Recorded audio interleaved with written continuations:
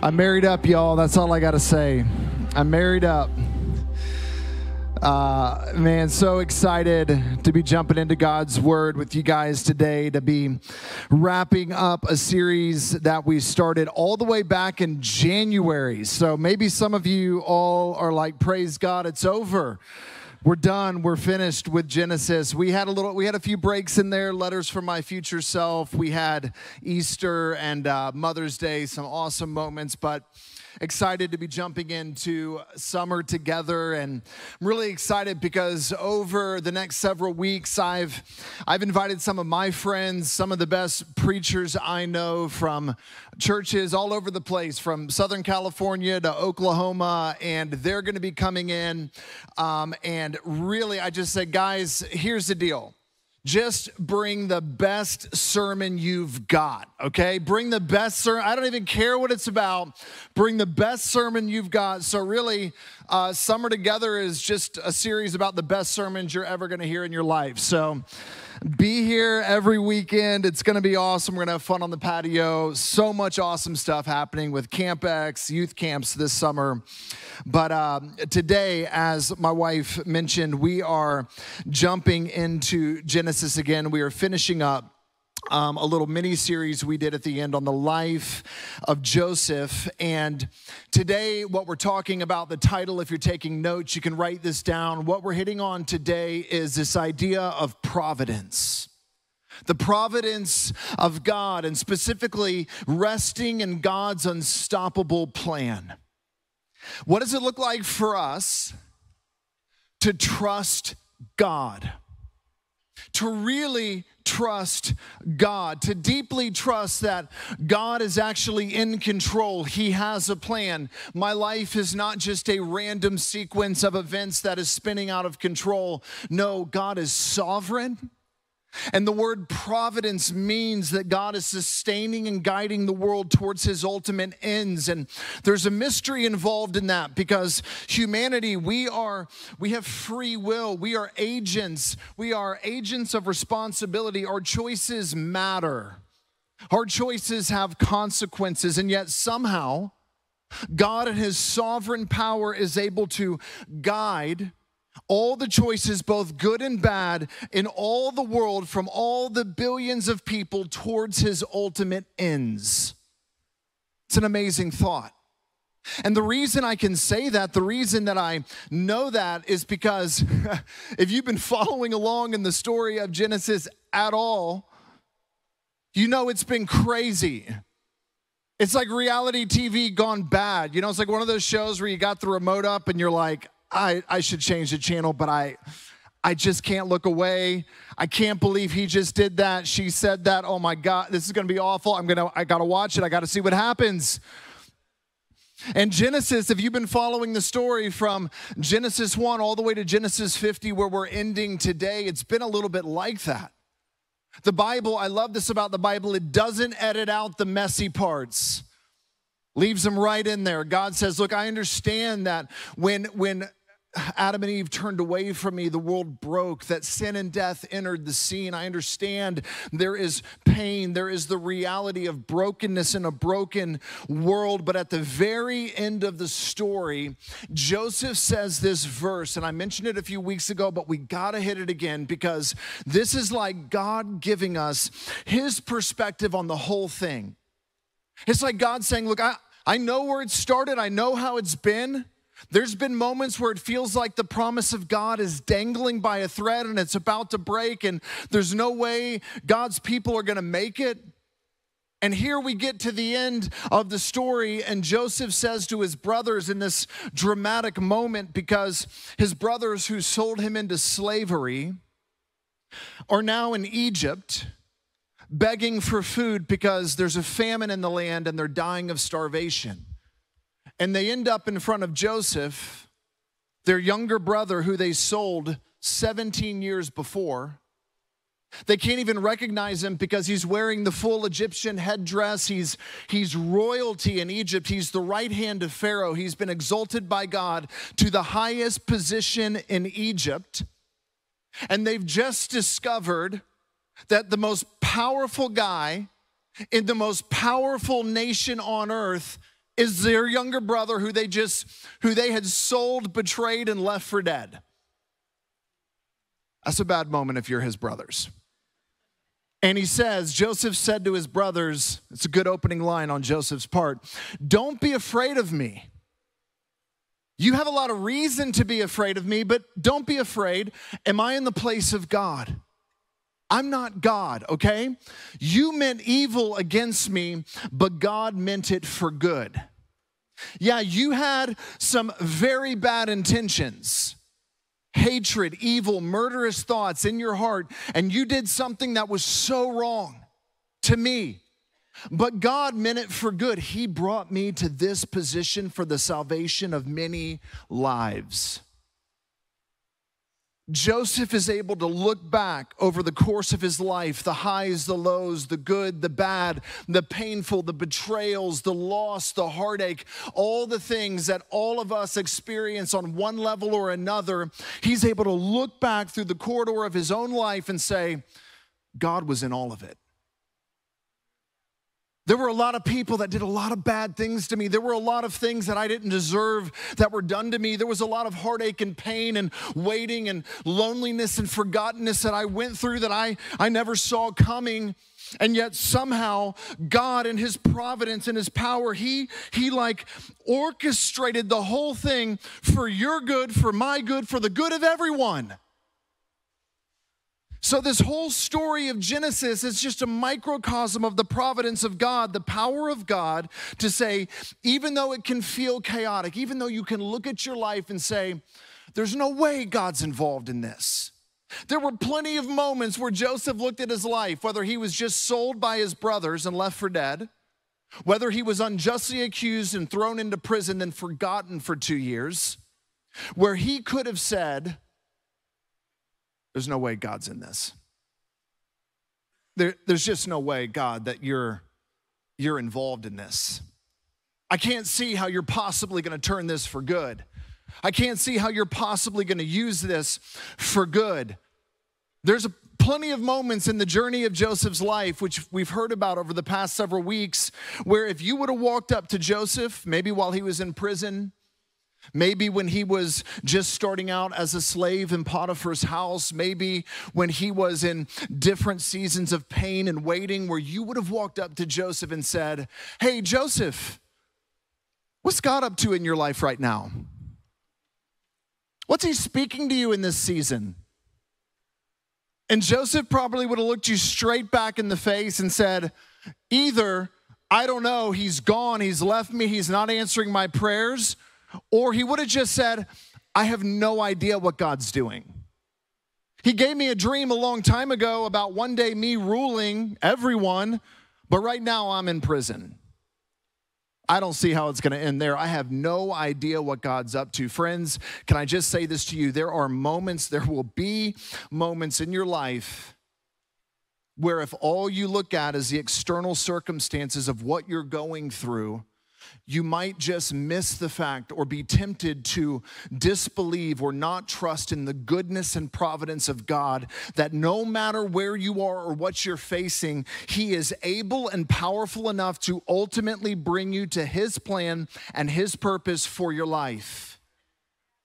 He's able.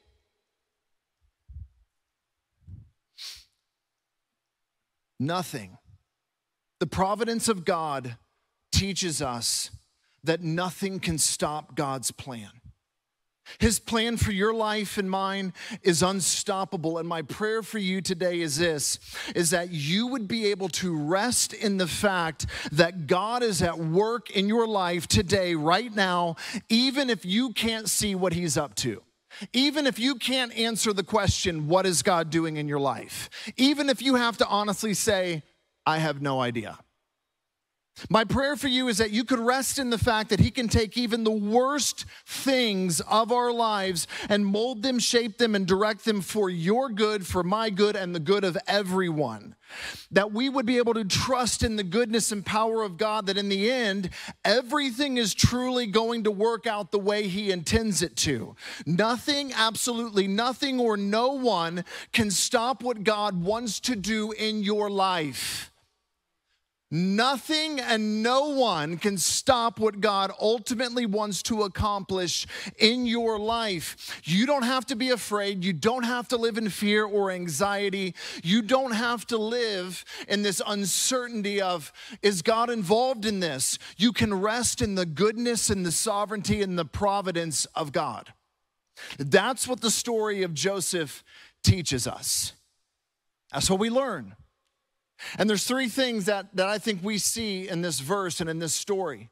First, we don't have to live in fear, but we can rest in God.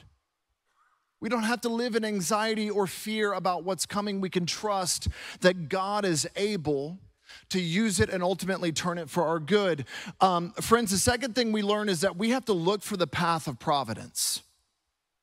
We have to look for what God is doing in our life. So often we're so focused on the surface, the externals, the problems, that we miss the fact that God's doing something. We got to look for the right things. And number three, we have to remember nothing can stop God's design. Nothing can stop God's design. In order to really bring this home, to illustrate this point, I want to use just some of my favorite YouTubers on the planet. Dude Perfect, let's go. Anybody seen their most recent video? The world's highest basketball shot. Unbelievable, okay? I'm going to spoil it, spoiler alert. I mean, you know how it ends. It's Dude Perfect. They do one thing, trick shots, right? But they actually made a mini documentary on this shot because they had set the world record for the world's highest basketball shot a few years ago. If you followed them, they're a bunch of college kids from Texas A&M, and, they started off on YouTube by making, trick shots in their backyard, and now they're throwing basketballs off the stadium at Kyle Field at Texas A&M, and then off the skyscraper downtown Oklahoma City. I mean, it just got bigger and bigger, right? Crazier and crazier. Now, in the interview, in this documentary that they just made about the highest basketball shot that they just made, Tyler, who's the leader of the bunch, he goes, this was different than all the other ones. Because every other trick shot we had done up to this point, we had some control over whether or not that was going to go in. We got closer and closer. Maybe it took us a week or 3 days or, I don't know how many hours or attempts, but we were able to kind of dial it in. We were able to kind of tweak the shot, the spin, the pace, and get closer and closer and closer until finally we made it. He goes, with this one, we had no control over the ball once it left our hands. It was so high, this shot was so high, it was out of our hands. It would be pure blind luck if the ball went in the basketball goal. So just to give you an idea of what we're talking about here, okay? This is the shot that they went for, 856 feet from the top of the Strat Hotel in downtown Las Vegas. To give you some perspective, this is Kyle Field at Texas A&M. That's a football stadium, okay? If I was going to draw a basketball goal on here, I can't even make it small enough. I mean, it's like smaller than that dot, okay? This was the next shot they made off the top of that building in downtown Oklahoma City. I mean, that's 3 times as high as a basketball stadium. Then these guys from Australia broke their record by making a shot off the top of a mountain that was over 600 feet high. And they were like, no way, we're Dude Perfect. We have to get the world record back. And so they found a building that would allow them to drop basketballs off the top of it, because let's just be real, they had to call, in the video they say we called about 70 or 80 different cities and different locations, and they're like, no, we are not allowing you to drop projectiles off our roof that could potentially kill people. A basketball dropping from 856 feet becomes a lethal weapon. And so, they finally, of course, Las Vegas is like, come on, bring it, let's go. And they're like, okay, we're doing this thing. Now, here's what they realized once they got up there, okay? This is where they were going to set up the basketball goal. And they said, we're going to build a 10,000 square foot safety net just to protect like the air conditioning units and everything. But as soon as they dropped the first ball, they realized, oh my gosh, not only the first ball, here's what happened. They dropped it, it caught a little gust of wind, it landed right there. Bounced into the parking lot, almost jacked a guy who was loading his groceries in the back of his truck. And they realized real fast, oh, we have the street is in play. Everything's in play. So they thought, okay, the wind's kind of going that way. We'll just aim over here. And they aim that direction. The ball lands off the 27th floor window of the hotel. Bounces straight off the hotel on the 27th floor. And then the next one they throw, I'm not kidding you, you watch the ball, it just like fades out of the screen. And it ends up in somebody's like yard, a quarter of a mile away. And they began to realize real quick, oh, we literally have no control over what happens when the ball leaves our hands. Mark Rober, who is another YouTuber, he was highlighted on the video. He was a former NASA engineer. They said, hey, what are the statistical odds of us making this shot? We've rented the place for 3 days. How many shots do you think we're going to have to take to make it? He goes, well, statistically speaking, based on the height, how the basketball is going to move through the air, spin, wind, whatever, it's about a 1 in a million chance. You can't control the ball from that distance. You can't even aim it. He's like, you got 3 days. If you all make this shot, he says, and I love it, I'm going to see if they make him do this. He goes, I will eat a basketball if you make this shot. You will be the luckiest 5 people on planet Earth. And so at the end of the first day, just to give you an idea, they had hit the safety net 1 time by the end of the first day. And they were like, we don't know if we can keep doing this. Like, someone's going to get hurt. This is dangerous. Like, gosh.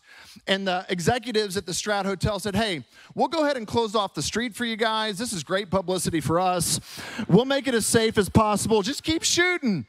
And they're like, that's fine for you, but I'm the one throwing the ball up here. If it like kills a puppy or something, I'm in trouble.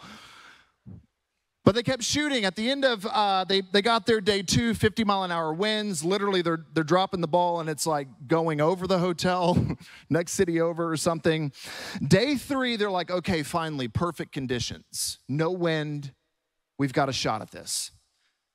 At this point, they've shot 500, 600, 700 basketballs. They have not hit even the basketball goal 1 time. They have less than 5 shots within 20 feet of the goal.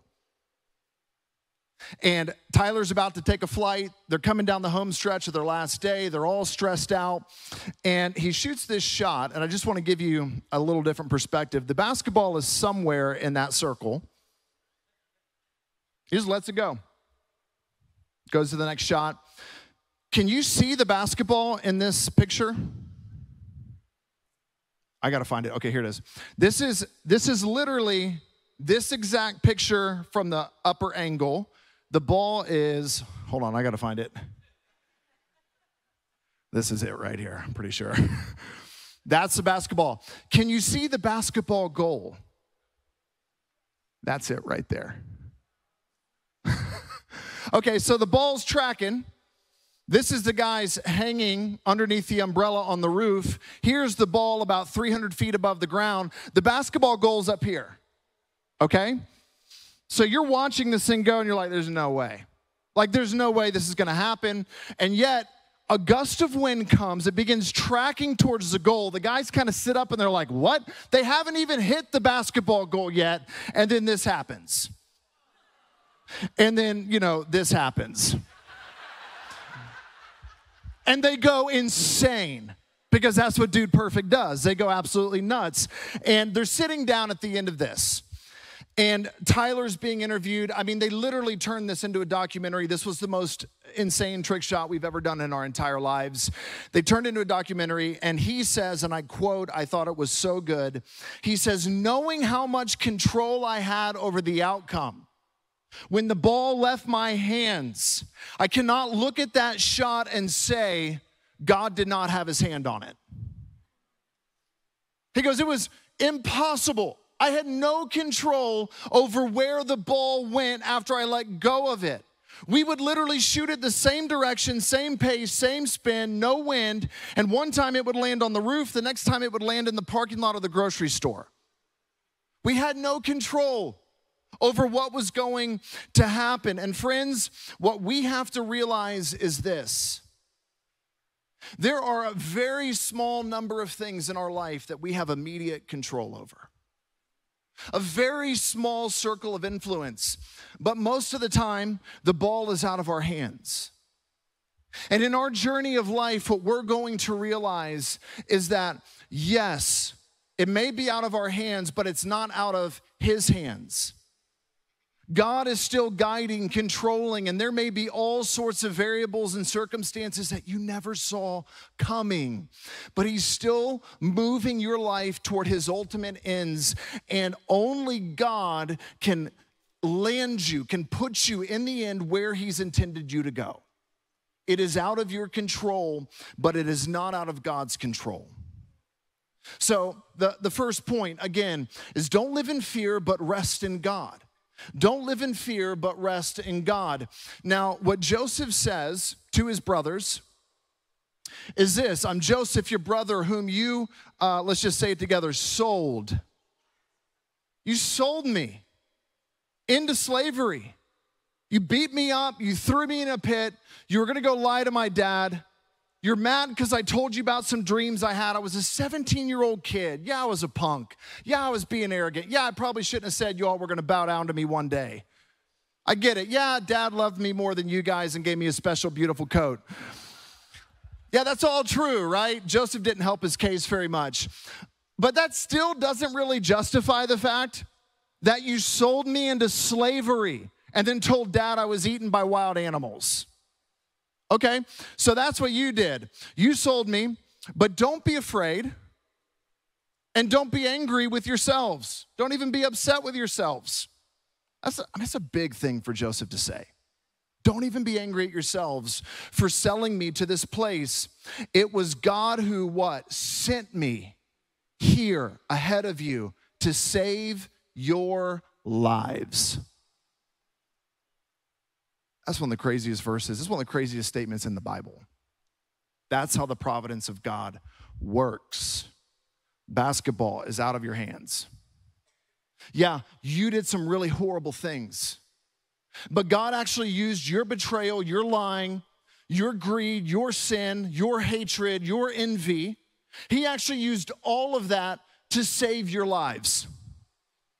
That's how strong the providence of God is. He can use your rebellion to eventually bring you to your knees and save you. That's what He did with the brothers. And Joseph was now able to look at this through a God lens because he said, look, at the moment, I just felt betrayed. I felt sold. This was the worst thing that's ever happened to me. But now at the end of my life, I can look back and say, God was in all of that. You sold me, but God sent me. I love what Walter Brueggemann said. He said it like this, one of the commentators. He said, they could not see that in the midst of their scheme, the brothers' scheme, was another plan about which none of them knew, a plan hidden but sure in its work. The brothers were scheming, but God said, I'm going to use this. I'm strong enough to use even this.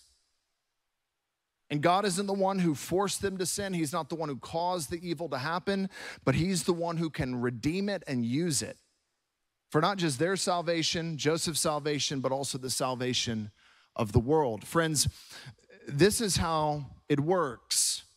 Don't live in fear, but rest in God, and you have to look for the path of providence. You probably can't read this. That's on purpose. This is your circle of control. The blue is the rest of the world and the rest of your life. Things you cannot control. And somehow God takes you and your little circle of influence, which is your choices, your responses, your actions, your attitude, your perspective, your immediate relationships, just the tiny little circle that you have. You can't always control what happens to you. You can choose how you'll respond. You can choose how you'll think about it. You can choose the attitude of your heart, your perspective. You can choose how to treat those in your immediate sphere of influence, but there's a whole bunch of stuff out here in life that you cannot control. Economy, politics, the weather, the choices of other people, the sin of other people, the rejection, betrayal of other people. And yet God is still going to get you to his plan for your future.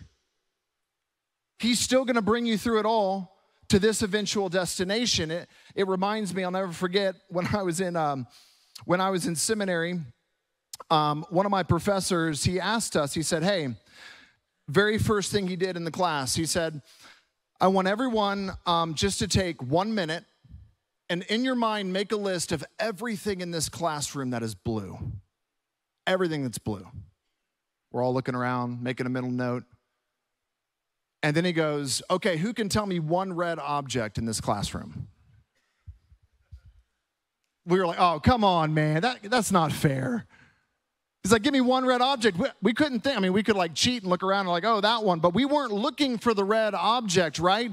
Because all we could see was the blue, the circumstances, the things outside of our control.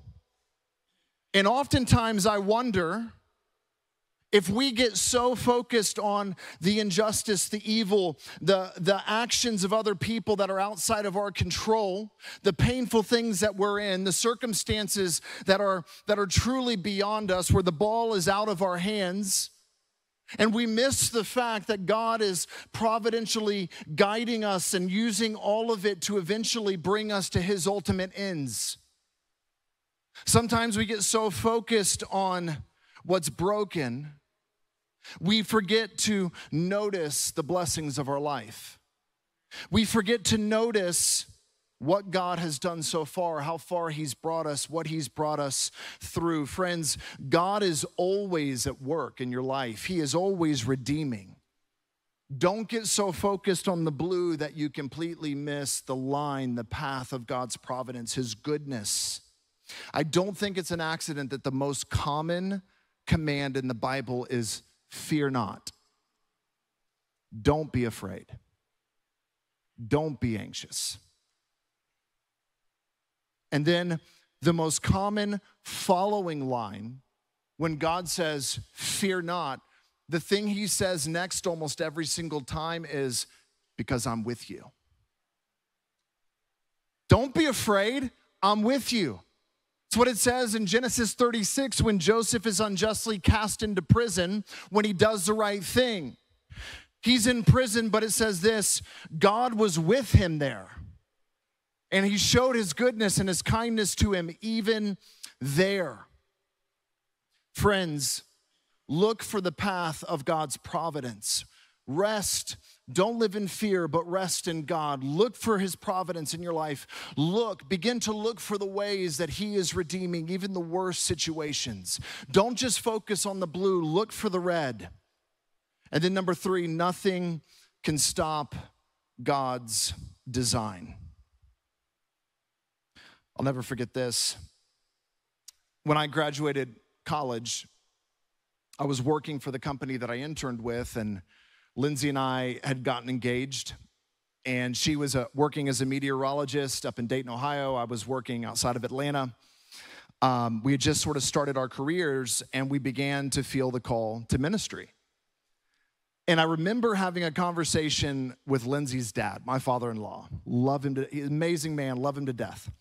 He was so gracious towards me in this moment, right? 23-year-old guy, promising career ahead of me. Lindsay and I are engaged. She's got a promising career ahead of her. We're both kind of deciding, okay, should I move to Dayton where you can stay with your path? I'll find a job there. Should we see if there's an opening in the Atlanta market for meteorologists? You come down here. We're making decisions, but behind it all, we're feeling this call to ministry. And I began to talk to Lindsay's dad about this reality. We're not married yet. And I began to talk about this reality of, I think God might be calling me into like ministry. He's like, what? What does that mean? Well, we actually may go serve as missionaries in Haiti for a while. What? You're going to marry my daughter and take her to Haiti? This is a bad career path, man.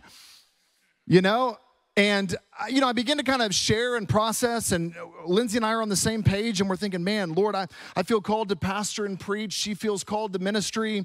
We felt called to missions, especially in the early years of our marriage. And I remember, her father is asking me all the questions that I would ask, my future son-in-law, if he was saying those things to me, like, how are you going to make money? Where's your health insurance? Do they have health insurance in Haiti? Like, what are you doing, right? I disagree with this. Bad decision. You got a great job. She's got a great job. Don't ruin your lives, essentially. That's just a summary of what he was saying. Now, I'll never forget, he's having a conversation with his neighbor one night over a few beers. And quite frankly, gosh, he loves us, but he's venting. He's like, they're crazy. I can't believe they're thinking of this, And his neighbor goes, what's interesting, Paul? My dad actually owns a scholarship fund to this seminary up in Kentucky called Asbury. It's like one of the leading evangelical seminaries in America. Paul's like, have you been listening to me at all? This is not what I want. This is not the idea here is not for them to go this route with their life. I'm trying to vent to you so you can support me in my emotional breakdown moment here over this crazy guy that's gonna, marry my daughter. And he's like, well, I'm just throwing it out there. If he feel, you feel like you want to connect him, I'm sure my dad would love to talk to him. And I'll never forget, Paul, my father-in-law called me. Lindsay and I just got married. He goes, John, I can't even believe I'm going to say this. I have no idea who this guy is. This could be nothing at all. But apparently our neighbor, his dad, he owns a scholarship fund to some seminary. I've never heard of it. Here's his number if you want to call him. My jaw is hitting the floor as I'm listening to my father-in-law say this. I called this guy, and he said, man, I'd love to meet you. Can you get down to, I was in Atlanta at the time. He said, can you get down to Jacksonville by tomorrow? I said, yeah, I can. I'll drive. So I drove down to Jacksonville, and we had lunch. And at the end of it, he's like, hey, I tell you what, if you apply and get in, I'll pay for it all of it, every penny. Books, fees, tuition. I was like, hold on, like what kind of scholarship is this? He's like, well, my father was a pastor. This gentleman he was now the CEO of a Fortune 500 company. He goes, we were just dirt poor when we went through seminary, and I watched my mom and dad struggle to figure out how to feed a young family. And he goes, so it was on my heart to provide for seminary students who were called into ministry. He goes, so I'm going to cover your book fees, tuition. Also, the scholarship covers health insurance. And I have a couple properties up there where you can basically live for like $100 a month. You think you can make that work? Yes. I think we can make that work. And I'm like, that's how the providence of God works, friends. A conversation that was intended for one thing got used for another thing, and now Lindsay and I are married, and we're living in Lexington, Kentucky, and I'm going to seminary, and God's like, I'm going to open a door because I have a calling on your life, and this path is going to be crazy, but I'm going to get you there. I didn't know I was going to end up in California 14 years later, preaching God's word to you guys, but I look back at the providence of God over my life, and it's amazing. What God does is amazing. Providence is God's ability to orchestrate the actions and decisions of the entire human race, both good and evil, to achieve his ultimate plans and purposes. It's his providence, right? Joseph said, don't be afraid. You meant evil against me, but God meant it for good. And when you break that down, look at this. You meant evil against me. God meant it for good. He had a plan behind your plan. And no, your actions were not from God, but they were in his hands. And he was able to shape them and guide them and direct them where he wanted them to go. And friends, providence, if you really want to boil it down, everything, and I mean everything that happens in your life is either from God's hands or it's in God's hands. I want to say that again, providence. Everything that happens in your life is either from the hand of God or it's in the hands of God. And here's what I mean by that, right? Because you think about this. James says it like this: God blesses those who patiently endure trials and temptation. When you're facing temptation, do not say, God is tempting me. God is never tempted to do evil. God is never tempted to do evil, and he never tempts anyone else. Temptation comes from our own desires, which entice us and drag us away. These desires give birth to sinful actions, and when sin is allowed to grow, it gives birth to death. So don't be misled, my dear brothers and sisters. Whatever, that means everything, whatever is good and perfect, I'm sorry, not everything, but whatever is good and perfect is a gift coming down to us from God our Father. The blessings in this life that you experience, the breath in your lungs, the fact that the sun rose again today, the good things that you're enjoying in life are from the hand of God. But James tells us very clearly, the evil things that you're experiencing in life, the hard and painful things, they're not from the hand of God, but God says they're in my hand, and I can shape these, mold these, and direct these however I see fit to get you ultimately to where I want you to be. Friends, if you're here and God's plan for your future is there, in between here and there will be chaos, pain, blessing, people that you can't control, evil, good, all the stuff of your life. It's all between here and there, and God says this: it's either from my hands if it's a blessing, or it's in my hands, and I'm going to ultimately get you where I want you to go. That's what the providence of God is. And friends, look at how amazing the love of God is. Closing with this, then we're going to take communion and we're going to share these baptisms. It's amazing. God used all the pain of Joseph's life, the betrayals, the heartache, the abandonment, the murder attempts, the injustice. He used the forgottenness, the loneliness, the seasons in prison. He used all the evil that was done against Joseph to eventually help Joseph arrive at his final destination, where God says, this is where I want you to be for the salvation of the whole world. And Joseph says to his brothers, when you tried to kill me, it was in God's hands. When you sold me into slavery, it was in God's hands. When Potiphar's wife lied about me and falsely accused me and I was thrown into prison, it was in God's hands. When you got laid off, it was in God's hands. When your child begins to make self-destructive decisions, moms and dads, grandparents, it's in God's hands. When the economy takes a turn for the worse, it's still in his hands. When the situation is not getting better, it's still in his hands. When you feel overlooked, abandoned, forgotten by others, God has not forgotten you, and it's in his hands. When the doctor walked back into the waiting room and it turned out to be the worst case scenario, friends, it is in his hands.